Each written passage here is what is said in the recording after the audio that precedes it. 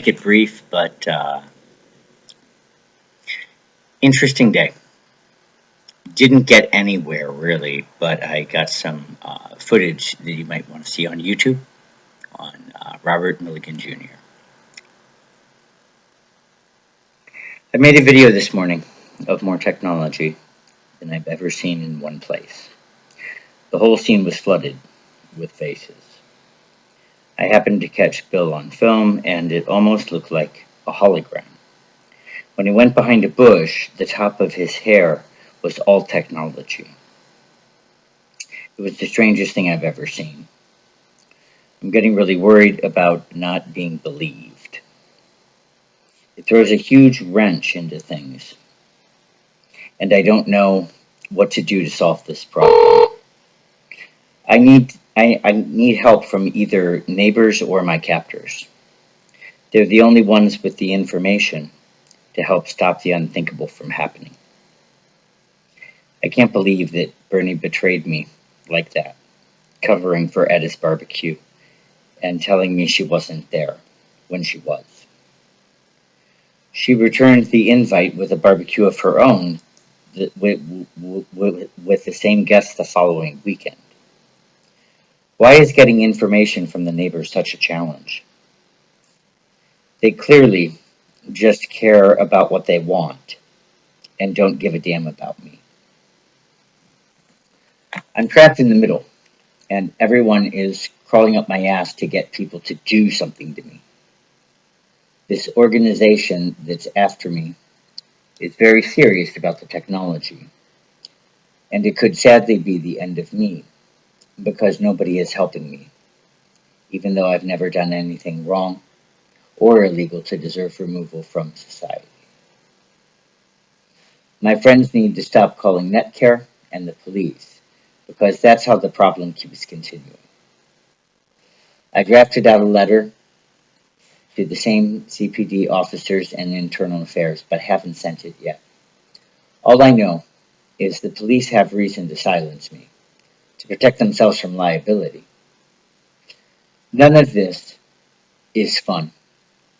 It's ruined my life, and I can't believe that not a single soul is willing to help me, even with a substantial reward in place.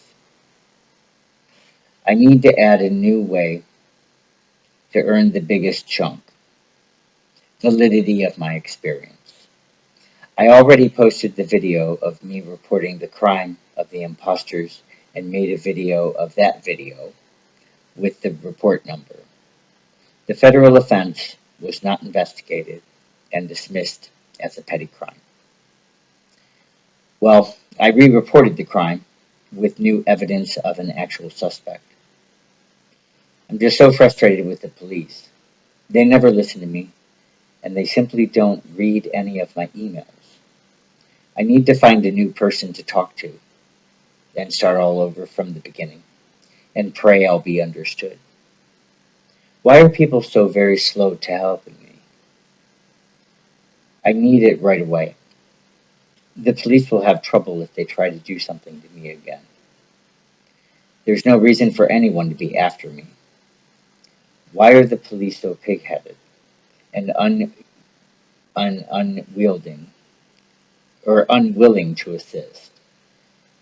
Maybe it's because the technology magically ended up in their hands in exchange for safety.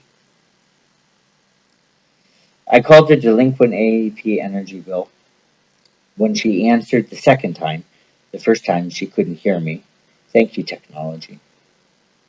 She said the bill was paid the day after the letter was written.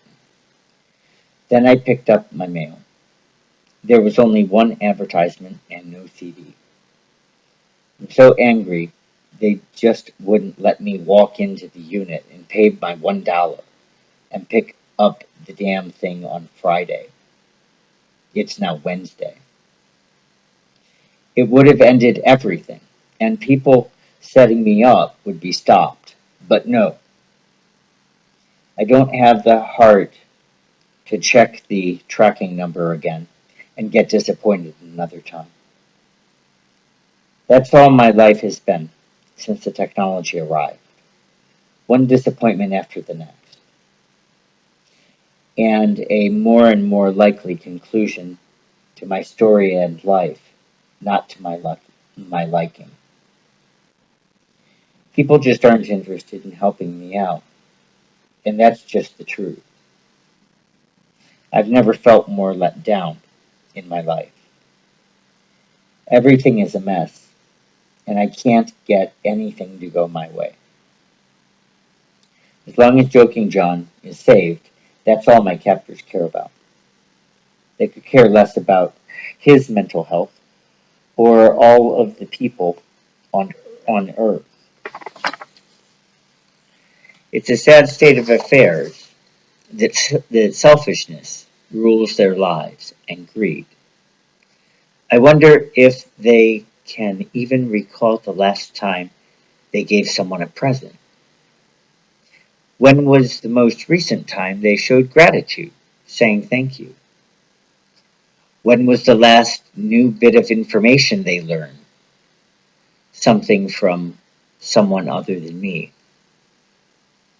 On which issue did they come to a compromise on, and with whom? When did they pick up the bill, eating out for dinner with a friend or small group? When were they a teacher last, passing on some knowledge to someone ignorant? It's nobody's fault that people don't know things. It's a resistance to learning new things that gets me. People like their opinionated ignorance, and like the emperor's new clothes, strut around as if in a parade, just enjoying hearing themselves talk. That's the American in the room, and all the other country representatives of the world at a party are saying, well, will that guy ever shut up? He's so annoying. Don't get sucked into a conversation. One time I was. Just because America has money today doesn't mean that we need to treat every other country like crap. We bully our way around the world, stage twisting, twirling, and knocking people to the floor. We're not at war, we're at peace, or we should be. There is no reason at all for World War III to be started. It's a news filler to distract from 5G going up everywhere. Now that's the people's nail in the coffin.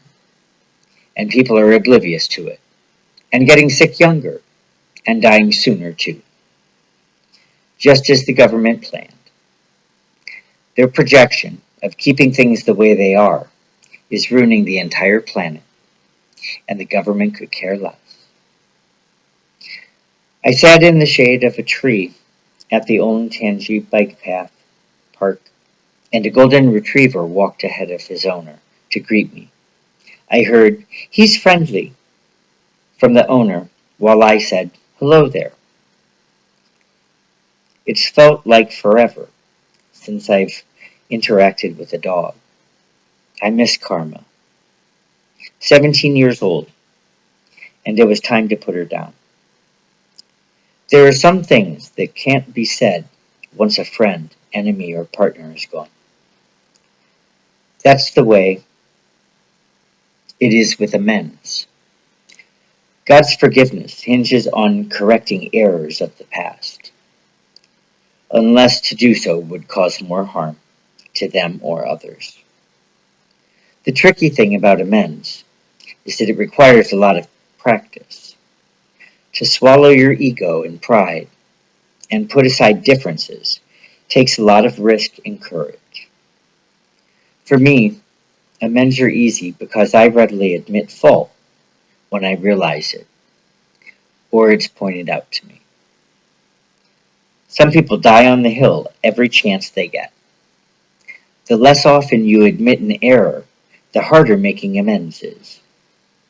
It's just like step one of both programs. When you get out of denial, you can accept your own powerlessness and that your addiction has taken control of your life, and it is unmanageable. For those addicted to R&M, they have the excuse that the program is their job. They're getting a salary for an early death. Rest assured, perps are targeted with microwaves because they know too much about the program and because it is traceable where they are. Because the signal goes from their computer to a cell tower to the victim. It's like following a trail of cookie crumbs. All you have to do is retrace your steps to know where seconds and thirds are. We live in an era where death trickery is the objective of government. The only reason for this is because free energy and sustainability is right around the corner.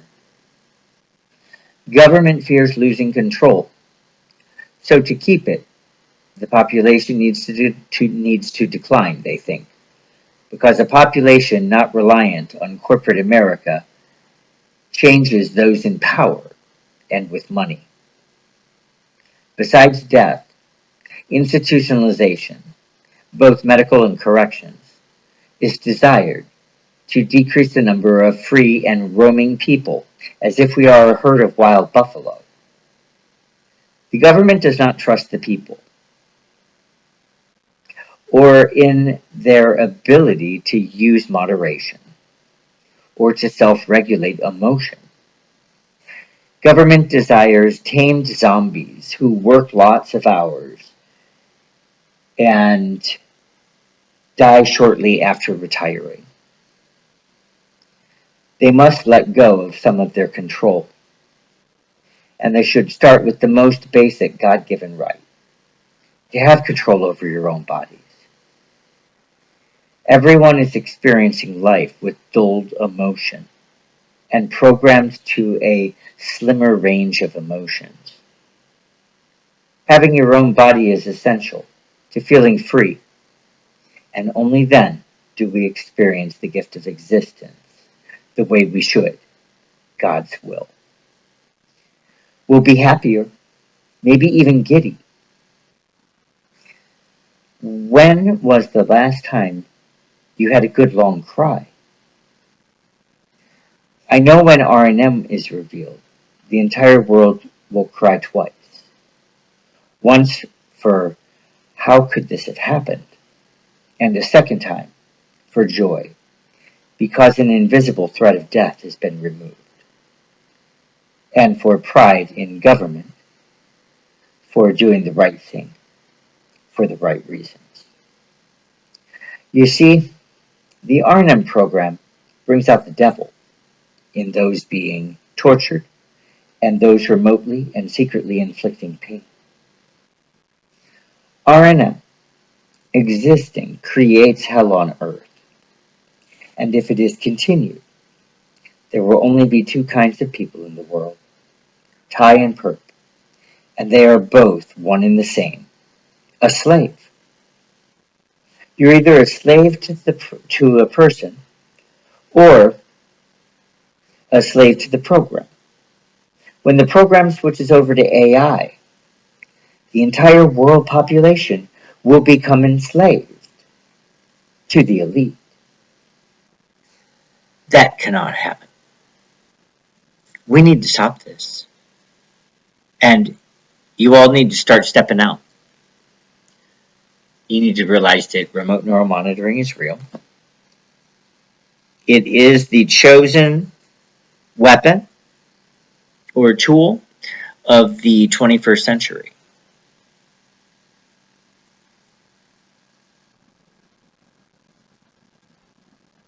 How long are people going to accept it? How long are people going to have dulled emotion? I want to live free, the way that God meant me to be. What about you?